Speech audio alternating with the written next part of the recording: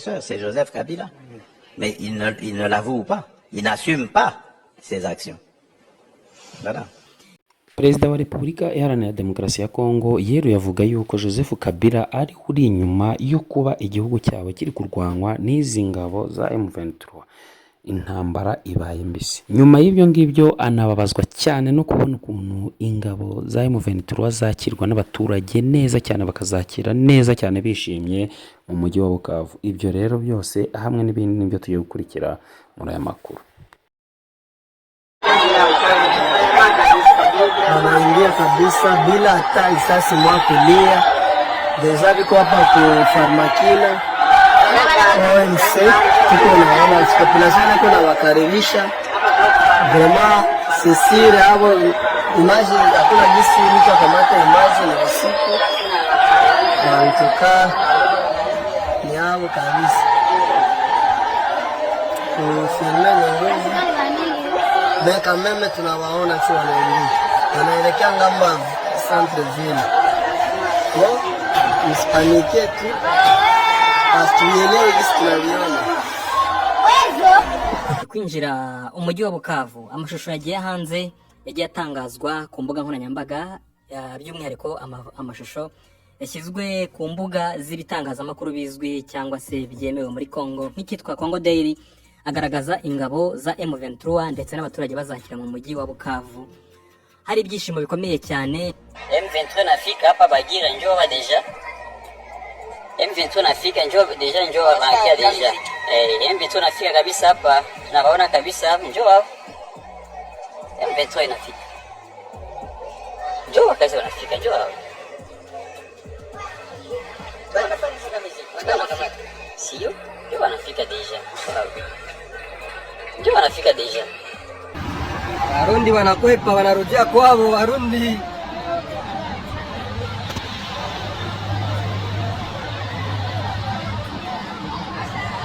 Ndetse hakaba hari n'ibindi bivuga ko ingabo z'abarundi zagiye na FARDC zagiye, ariko bakaba batahunze byo kuvuga ngo barahunze, bakaba bafashe izindi position cyangwa se ahandi hantu ho kurasira neza kugira ngo bashake uburyo babasubiza inyuma.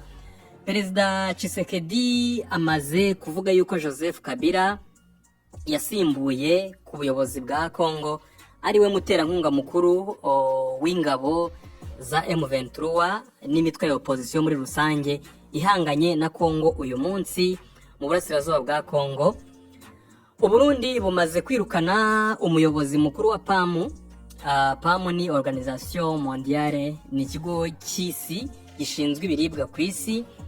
PAM bamwirukanye bamuziza yuko yatanze itangazo cyangwa se bahaye amabwiriza bamwe mu bakozi babo bababwira yuko bagomba gukora uko bashoboye ntibasesagure ibyo kurya, kubera yuko bidatinze batekereza yuko hashobora kugera intambara i Bujumbura cyangwa mu Burundi, bityo ko bagomba kwizigamira ibyo bagomba kurya, ibiryo ndetse n'amazi bishobora kubatunga mu gihe cy'ibyumweru bibiri. Rero ubuyobozi bw'i Burundi bumaze kubona iryo tangazo rikwirakwizwa kuri internet n'abantu baryibazaho, bahise bafata umwanzuro wo guhambiriza ubuyobozi bwa PAM, ndetse biravuga ko bafashe indege bagaca mu Rwanda basubira iwabo. Perezida Evariste Ndayishimiye kandi amaze gusohora irindi tangazo avuga yuko yerekeje muri Ethiopia we n'umugore we Angelina Ndayishimiye. Angelina yitabiriye inama y'abagore b'abakuru b'ibihugu igomba kubera Addis Abeba, nawe akaba yitabiriye inama y'abakuru b'ibihugu igomba kubera muri Addis Abeba. Nanone iyi ngiyi niyo Tshisekedi yagomba kwitabira, akaba yafashe umwanzuro ko atagomba kuyijyamo, ahubwo agomba gufata indege imusubiza igitaraganya mu Kinshasa mu gihe umutekano mu burasirazuba bwa Kongo ukomeje kuba mubi. Hanyuma reka mpere ku bya M23 yinjira Bukavu. Mu by'ukuri ibyo ngibyo mbabwiye ni amakuru avunaguye nshaka kubaramburira mu buryo bwegeranye cyangwa se bwo kuyarambura. Mbere kuri M23 mu kwinjira Bukavu hari amashusho mu by'ukuri yagiye ajya hanze agaragaza ingabo za Kongo ariko n'abasirikare bato bazinga ibikapu, abandi bafata ibyo kurya, abandi bafata ihene, abandi bafata inkoko, abandi burira imodoka batuka Perezida Tshisekedi bavuga yuko bahunze urugamba rwabananiye, ndetse bakavuga yuko berekeje Lubumbashi naho abaturage batangiye kugira ubwoba ndetse uwo muyobozi umwe mu gisirikare yabwiye abaturage ati, nataka kuambia wananchi kama tuko ndani ya vita, na mkubwa wa region yetu kama vile General de Brigade de Kapen anatuambia tuongee na makubwa yote ya askari kwa sababu ya kubasensibilize juu ya kila mtu ajue kama tuko muvita, watu basilale usingisi, balamuke, na population yote inapaswa kulamuka juu ya kudenonse. Population inapaswa kukolabore na majeshi yetu. Musichunge maadui mu manyumba yenu. Kama unaona mtu eko suspect, hapana kumuchunga, kuya udenonse. Milango iko wazi, unaweza kuya kwa biro ya Sekas au biro ya region militaire, tutakupokea, utatuambia na usiogope. Na ndio maana tulisema kama majeshi nayo inaweza kubadilika kupitia tabia yao, na waraia nao pia wanaweza kubadilika kupitia tabia yao, sababu ni habari ya nchi yetu ya Kongo. Tunapaswa sisi wote kutumika pamoja juu ya kupiganisha adui. Ndio maana tunaomba kila mtu afungule macho na asichunge adui ndani ya nyumba yake mwenye anaweza kumnyanyasa na kumfanya mbaya. Ni habari ya nchi yetu ya Kongo, tunapaswa sisi wote kutumika pamoja juu ya kupiganisha adui. Ndio maana uyu muyobozi w'igisirikare muri Lubumbashi arimo arabwira abaturage ko nta ugomba gusinzira, bagomba kuryamira amajanja ndetse bagakora uko bashoboye, ntihagire umuturage uhishira umwanzi uri bubone haduyi, agomba kumufata akajya kumuripotinga ku gisirikare, akababwira yuko muri make yari intambara abaturage ba Kongo barimo, ndetse ibintu bikomeye kurusha uko bihagaze cyangwa se kuruta uko abantu babitekereza. Yababwiye ati mukanguke, mukore uko mushoboye, turwanire urugamba dufatanyije kandi tuzatsinda. M23 yamaze yatangiye kwinjira Bukavu, nkuko ayo mashusho yagiye ajya hanze, nkuko mwagiye mubibona.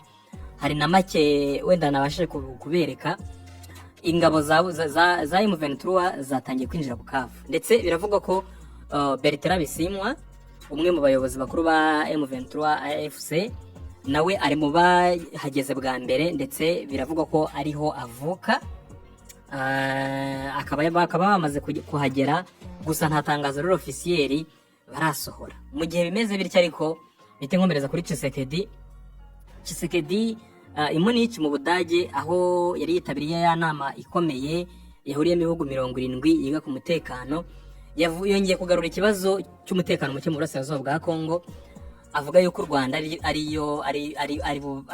aribo bamuteye, ko atatewe na M23, ko M23 ari igikoresho gusa wari uhagarariye u Rwanda.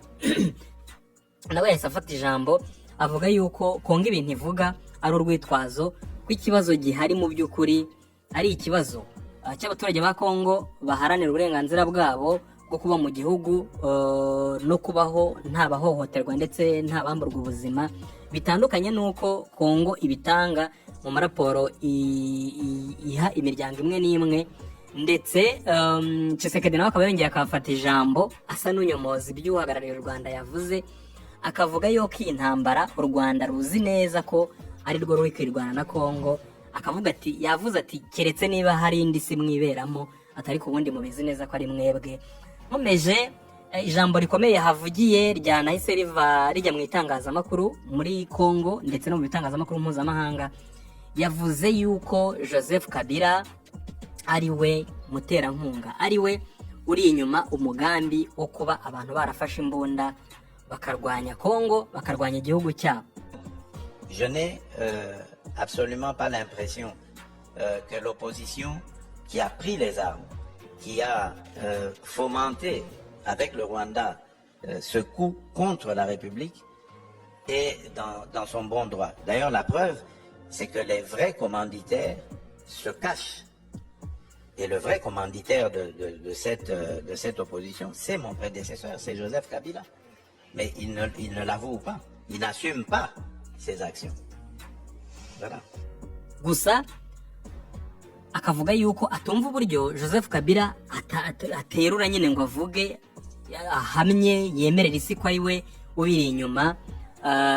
Gusa umuvugizi wa Joseph Kabila aganira na Reuters, umuvugizi wa Joseph Kabila yitwa Barbara Nzimbi, niwe muvugizi wa Joseph Kabila mu bijyanye n'itangazamakuru n'itumanaho.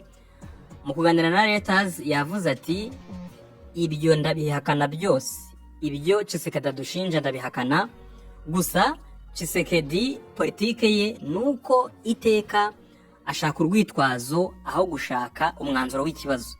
Aya ni amagambo Barbara Nzimbi, umuvugizi wa Joseph Kabila, yatangaje mu kunyomoza ibyo Perezida Tshisekedi yashinje Joseph Kabila. Ingabo z'u Burundi, abantu benshi babonye utuvideo zihunga zirukanka ziva mu gace ka Kavumu, hari zari mu gice cya Bukavu, nazo zagaragaye mu modoka zihunga zirukanka cyane. Hari amakuru nanone Reuters yatohoje mu kiganiro yagiranye n'abakozi bashinzwe impunzi mu gice cya Bukavu na Kavumu.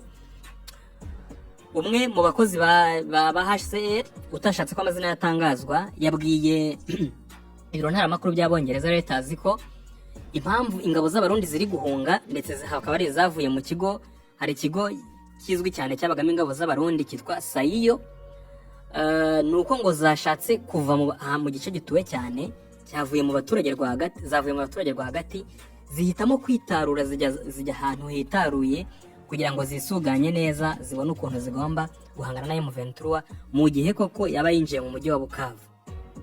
Andi makuru akavuga yuko izi ngabo za FARDC ndetse n'iz'u Burundi ziri kurwanira muri aka gace ziri gufasha FARDC ngo zahisemo kuva mu birindiro byazo, kuva mu mujyi rwagati, kuva aho zegeranye n'abaturage, zifata imbunda nini zisiga abasirikare batoya bafite imbunda ntoya mu mujyi, ahubwo zo zijya ku dusozi cyangwa se ahantu heza zabasha gushinga imbunda, ubundi zikaba ngo ziteguye kurasa mu Rwanda. Ibyo ni ibitangazwa ku mbuga nkoranyambaga bitatangajwe mu buryo bwa officiel, zikaba ziteguye kurasa mu Rwanda mu gihe ingabo za M23 zafata uyu mujyi.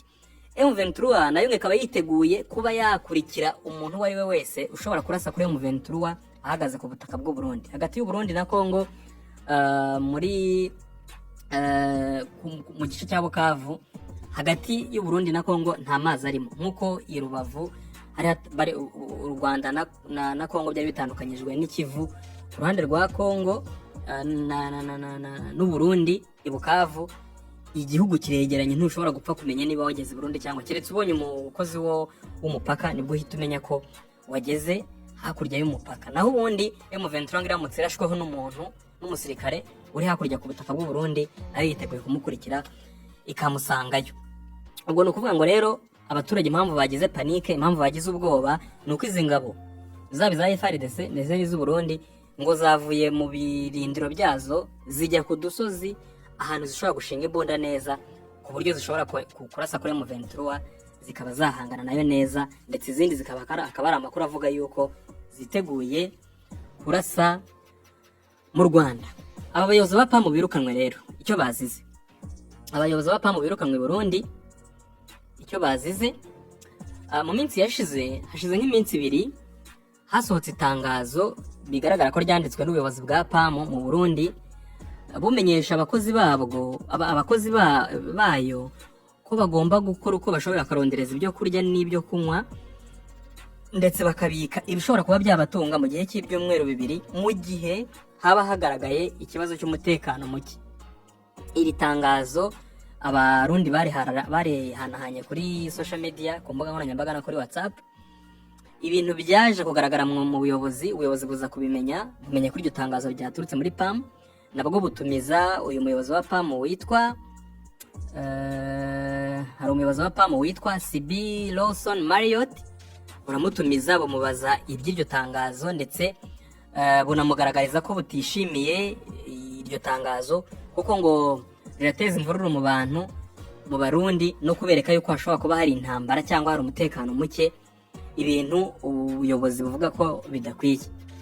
Ubu tuvugana CB Lawson Marriott, umuyobozi wa PAM mu Burundi, ndetse n'ushinzwe umutekano we witwa Sara Nguyen bamaze guhambirizwa bava i Burundi bafata indege, bivugwa ko bahise berekeza mu Rwanda aho bagomba kuva bazisubira iwabo.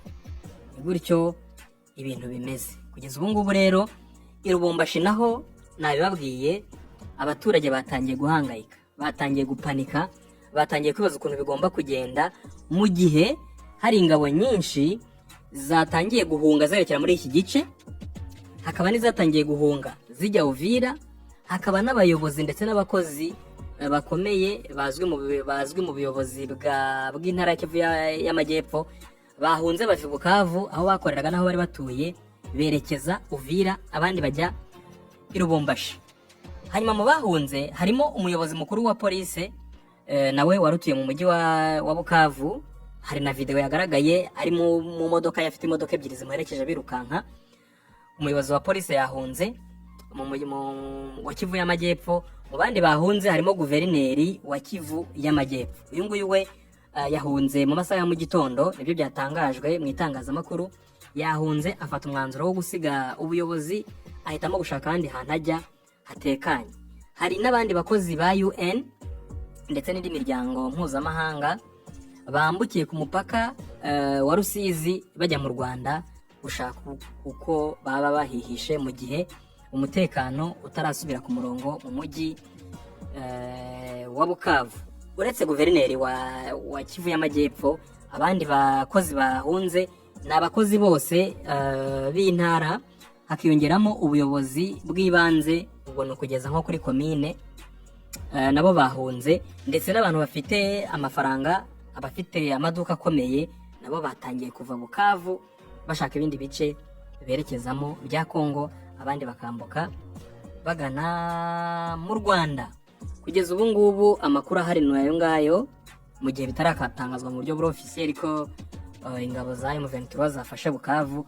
Gusa icyumvikanye mu mavideo abaturage bafashe nuko M23 yinjiye Bukavu ikihagera mu mamodoka, ikihagera bwa mbere mu mashusho yagaragaye, binjiye Bukavu nta sasu na rimwe barashe, nabo ntibigeze baraswaho, ndetse ni nacyo cyateye abaturage ubwoba. Bibaza niba koko FARDC yahunze burundu, niba ingabo z'Abarundi zahunze burundu, cyangwa se niba koko hari undi mugambi bateguye wo kujya ahirengeye bakashinga imbunda kugira ngo babone ukuntu bamisha amasasu kuri M23.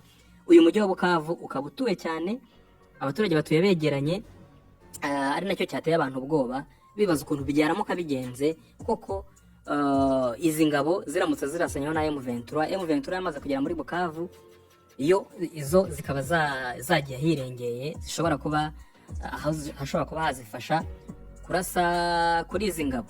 Icyo twamenya icyo ari cyo cyose cyerekeranye n'umutekano mu burasirazuba bwa Kongo twakibamenyesha.